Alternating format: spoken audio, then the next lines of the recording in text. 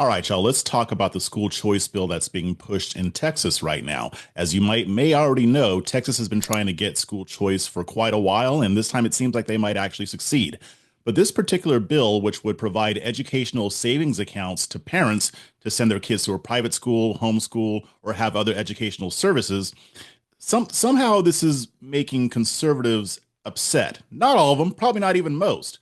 But it's I'm seeing Republicans acting more like Democrats when it comes to school choice. You would think that this bill is going to require Antifa to come into schools and teach drag queen story hour, but that ain't the case, right? So there's a few groups like the Grayson County Conservatives and Texans for Homeschool Freedom who have warned that this bill is a Trojan horse for government overreach.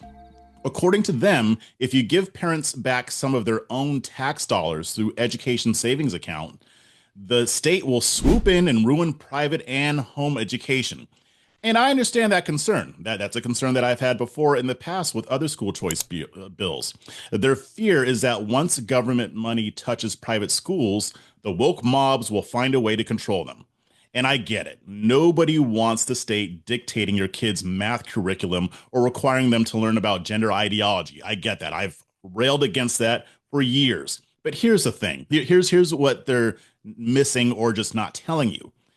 Texas already has the power to regulate private and homeschool education. It always has. I don't think it always will, but it always has. They don't need a backdoor like this bill to exert control over this. Here's the thing: they already can do this, but they don't because they know that it would be the political version of committing Japanese ritual suicide, right? Like the samurais did. Now, I'll be fair.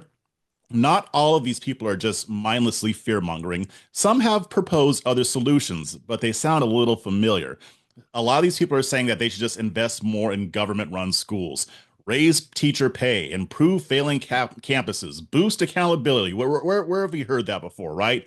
It's usually what Democrats say because they want the government to decide where kids go to school. Others contend that Texas already has school choice. You can homeschool, go private, charter, yada, yada, yada. So why mess with something that's already working? That's the problem. It ain't working. And here's the thing: each of these options still leave parents locked into this failing government run education system. If you happen to be in a low income family or if you live in a rural area, the so-called choice isn't really a choice.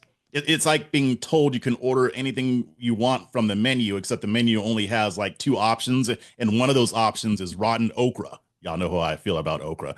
Improving public schools, fine, you can try that, but realistically, how long have we been trying that across the country?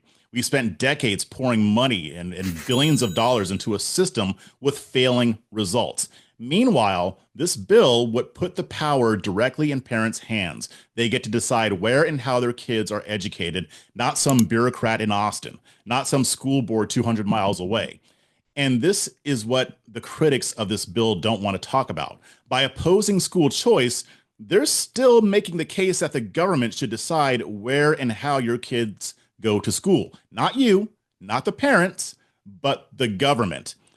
You know your child the best. You know where they should be educated. You know how they should be educated. And this bill brings us further into the right direction. Now, I think we all agree, even the conservatives who oppose this, that the government should be out of education.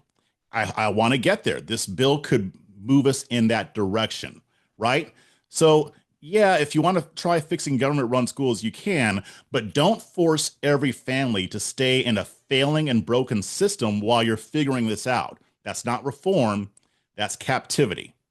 Thank you for listening. And until next time, stay free, stay principled, and most importantly, stay ungovernable.